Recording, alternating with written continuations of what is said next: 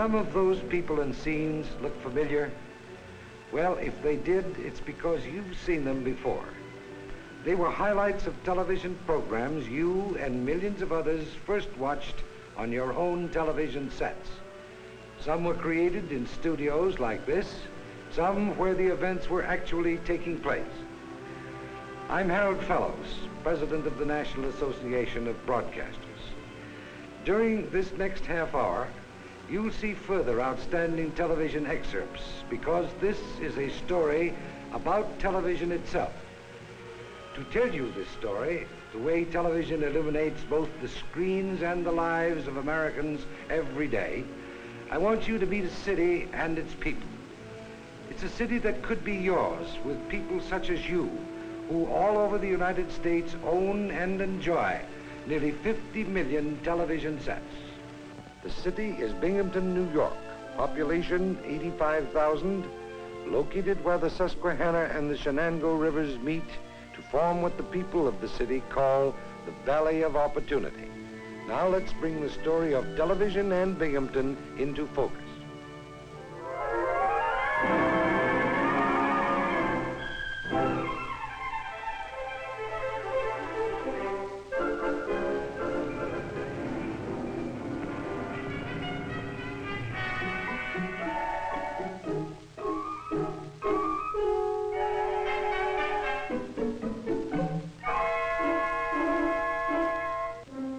Binghamton and its television stations serve a widespread shopping population of nearly 500,000.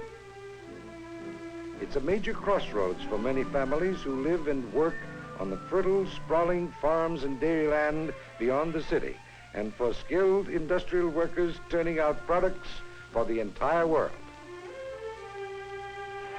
We interviewed many citizens of Binghamton to get their views about television. You'll meet them and hear their own words about the contributions television makes to their lives as television brings the sight and sound of the whole world into their homes. At the Link Aviation Plant, these complex units go into an amazing training device, the flight simulator. In simulators, pilots can learn how to fly the very latest jets while still on the ground. Flight simulators can take a crew on a 3,000-mile trip in all weather conditions and never leave the ground. One of the skilled technicians is Bucky Harris. At Link Aviation, my job is an assembler. Television tends to aid me in my job. I have a better knowledge of the trainer in which I work on. Television tends to broaden my scope in the progress of research and development in our latest aircraft.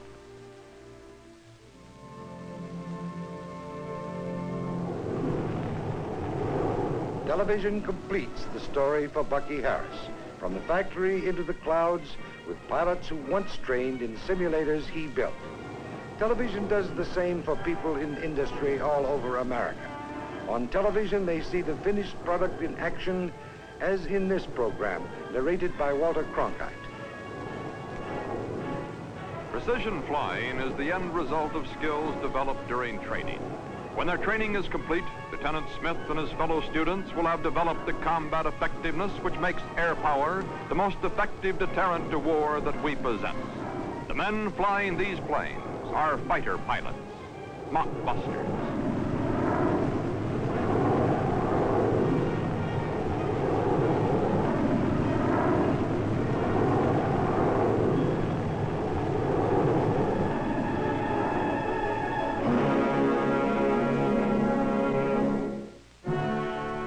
Television is also important to thousands who live beyond the city limits on the rich surrounding farmland. One of Binghamton's fine farmers is Steve Jariga. My farm is a dairy farm. It's a farm of 344 acres. We have 60 cows and run about 20 head of young stock and have 6 saddle horses, 3 tractors, and we have 3 boys there working. We do all kinds of dairy farming and some vegetable farming. Television helps us on our farm. My wife enjoys television very much. It's a wonderful thing for the ladies to have this television. It makes them better natured when we all come in grouchy and a little discouraged sometimes. And they're always there to cheer us up and turn on the television and says, listen to this and you'll feel a lot better. This is a way we can get around the world without leaving our easy chairs. Farm families all over America got these same benefits from television. In fact, television shows all of us the changing ways of old countries in a modern world, as in this program about India, described by former Ambassador Chester Bowes. Young India must draw from old India. And even today, you'll still find occasionally the pomp and ceremonial glitter of traditions centuries old, stripped of their political importance now, but remaining to enrich the present with the glories of the past.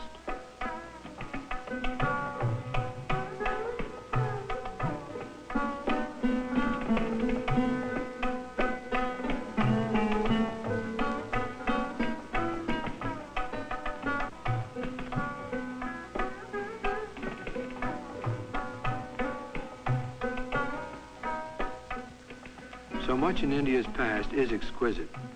For instance, the ragas of its music, the great lyric sweep of its ancient poetry, the structure of its classical old dances, stylized, subtle, lovely.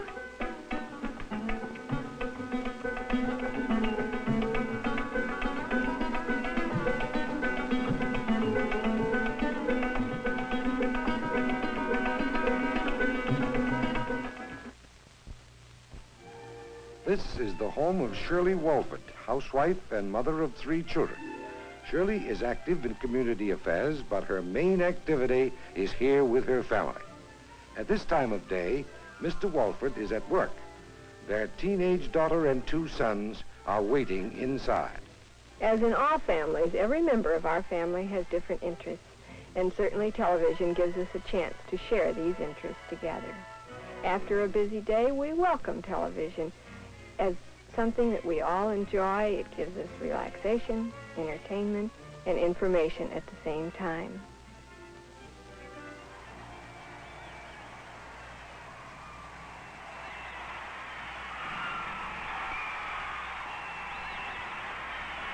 We're all sports fans. We love football, baseball, swimming. Some of us can participate, and some of us just watch. But television brings the major sports events, the events we can't go to, right into our home. And while we watch together, we are never all for the same team, especially at World Series time.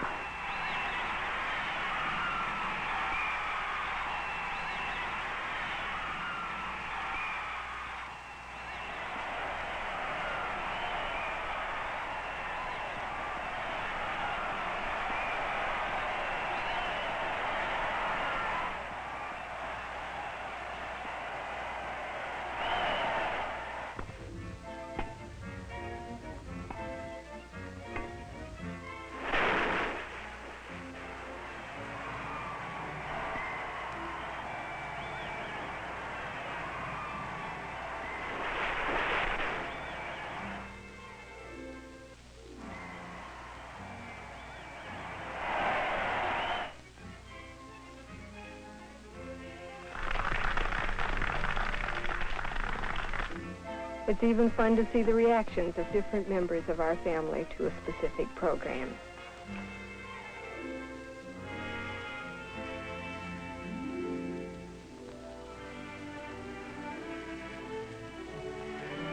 For our family, seeing the news on television has made the world smaller. When we see things happen on television, it brings us closer to the people and the events.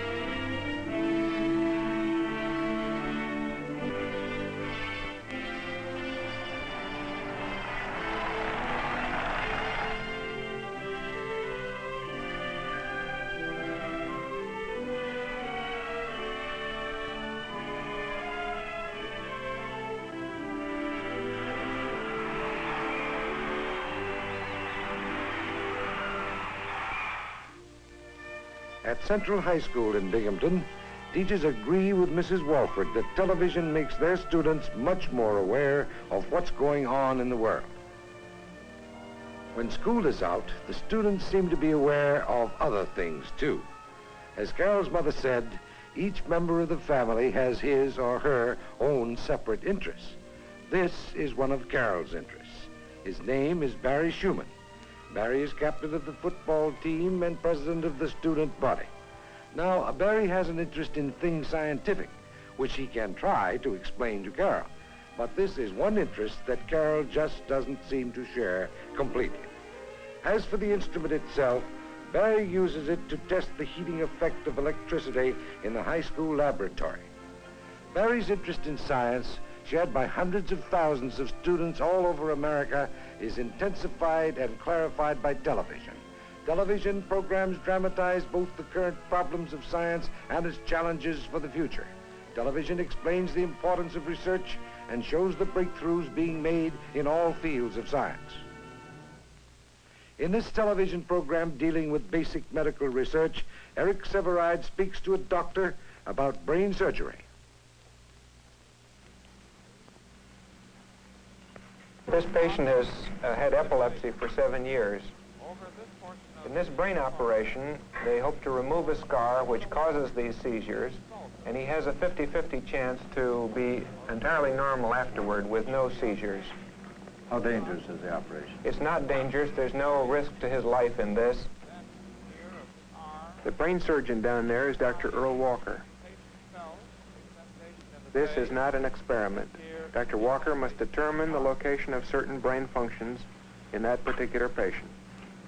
He does this in order to avoid injuring vital brain areas during the operation itself. Now, if I stimulate again, a little lower down along this same convolution.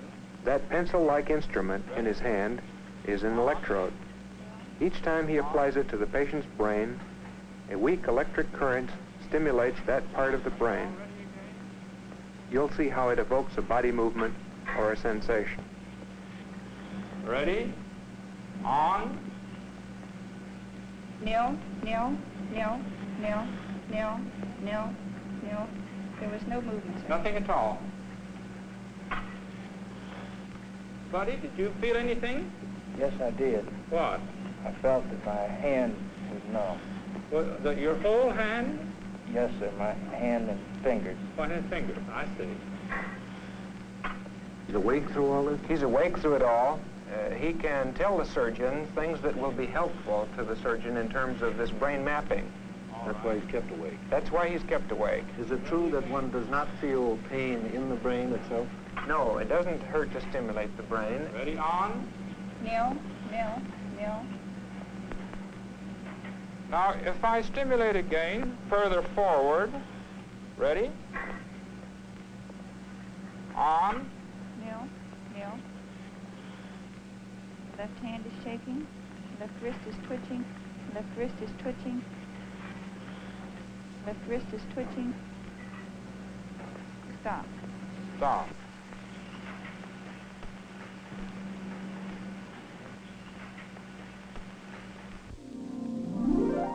Binghamton's municipal building is the center of its government and political life.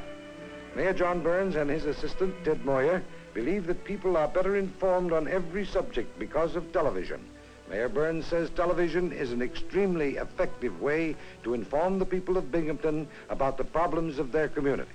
I have a special TV program monthly, and on this program, the public call in questions about city government. And these questions give me an idea of what they really want to know.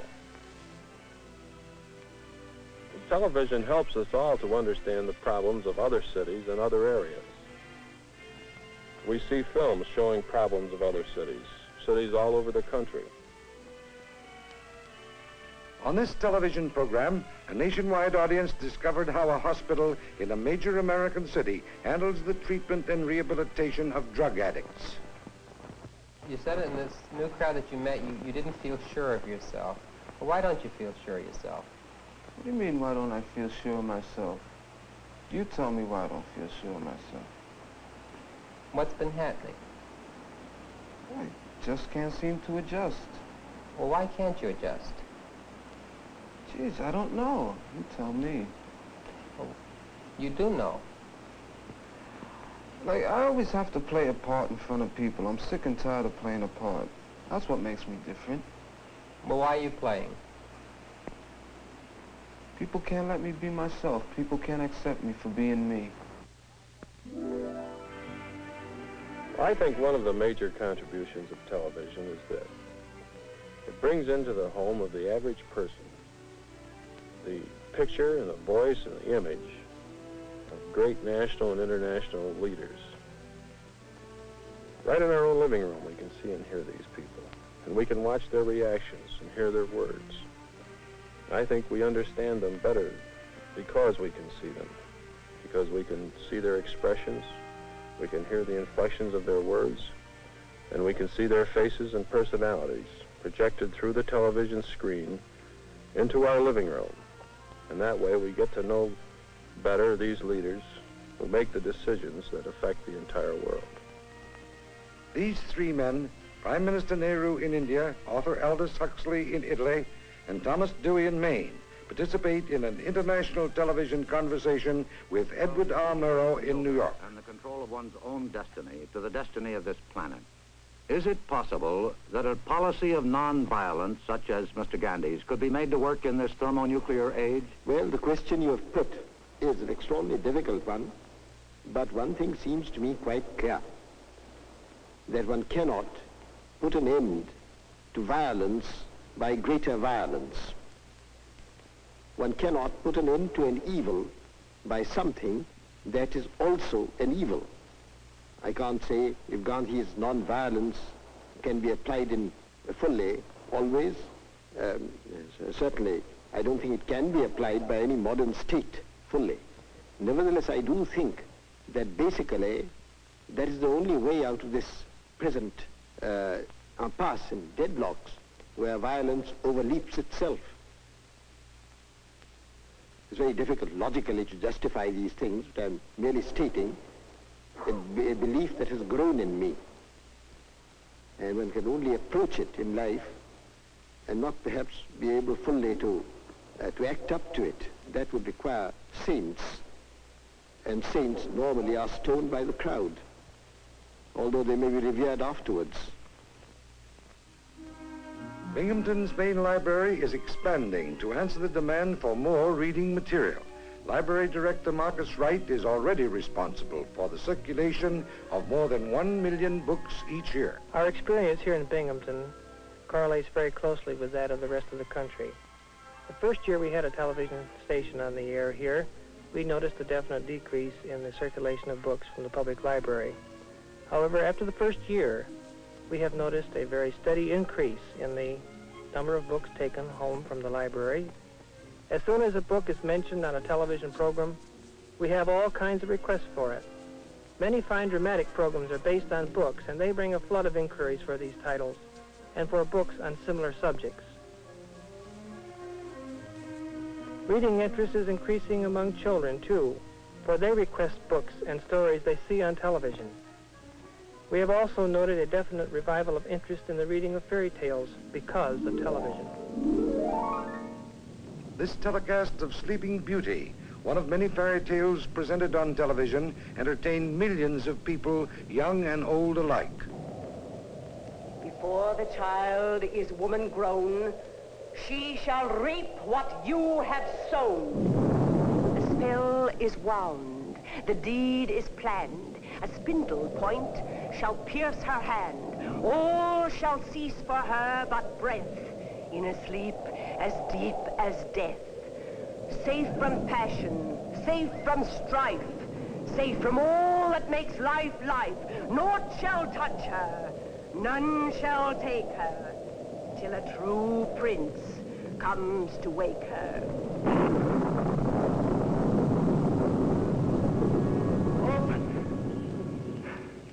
To the prince of the pruning shears.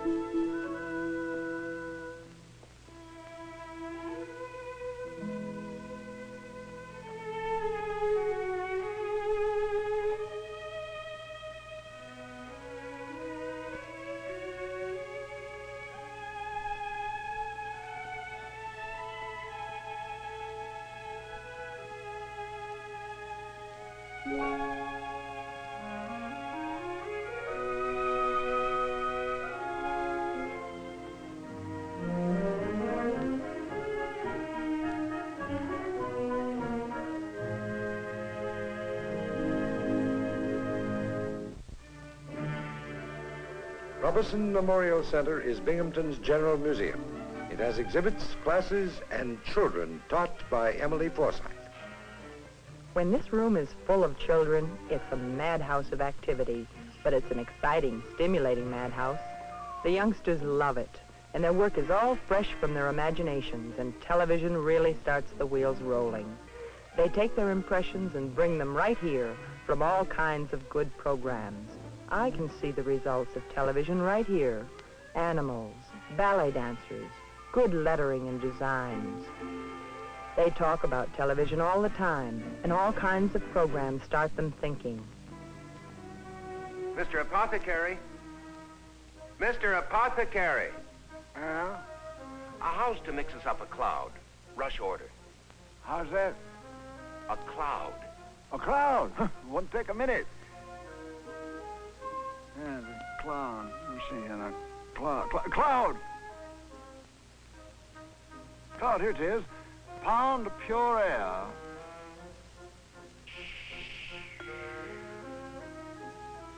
And, add water vapor till humid.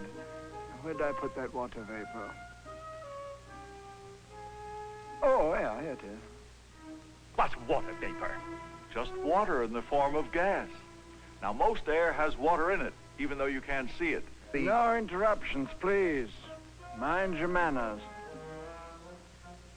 Add water vapor, just short of saturation point.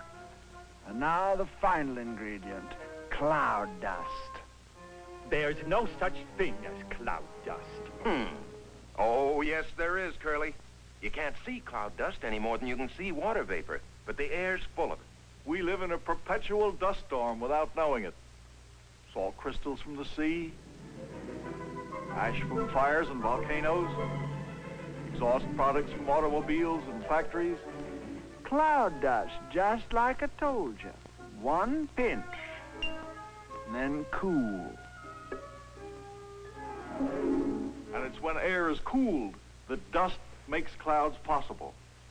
The excess water vapor, millions of water molecules, keeps fastening on to the bits of dust until they become visible cloud droplets. A cloud, just like I told you. Now here's a prescription if you want to make up a cloud to hum. Mix air, water vapor, and dust. Chill thoroughly, and there you be.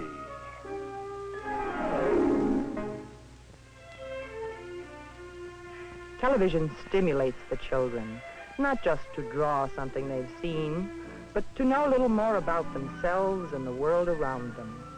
The purpose of art in American schools is to help children grow and mature. Television contributes in this way. Television sets them thinking. At the Robertson Center, television does even more. Keith Martin, the museum director, has his own program. This is typical of the way in which television stations all over the country serve their communities.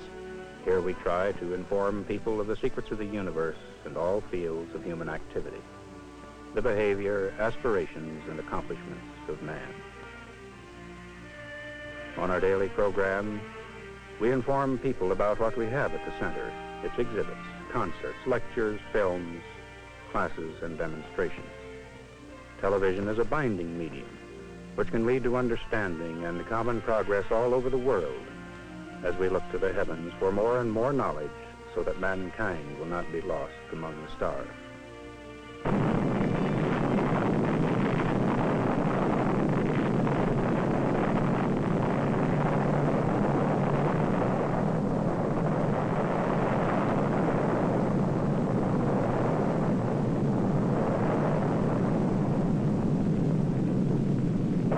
This is the way you saw the atomic bomb on a television program, with both its threat of destruction and its promise of a bountiful future.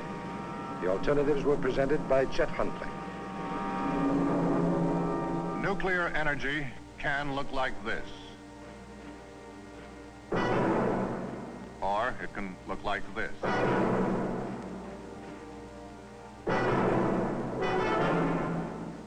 The force of fission, which can scatter a city in its thunder, can pick our bones and whiskers.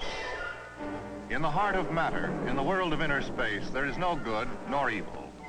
Only the particles which are energy, and the energy which is mass. We know that now, and that knowledge is in our hands to use, to unlock an ever-expanding world, to dangle the prospects of a long and healthy life, or no life at all.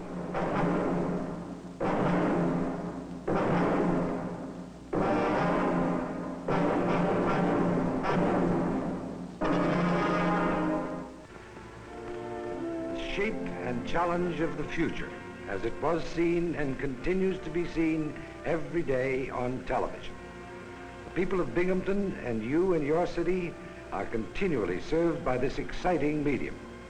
Television, as you have seen, contributes in many important ways to your lives and thoughts, just as it does to your neighbors in Binghamton, New York.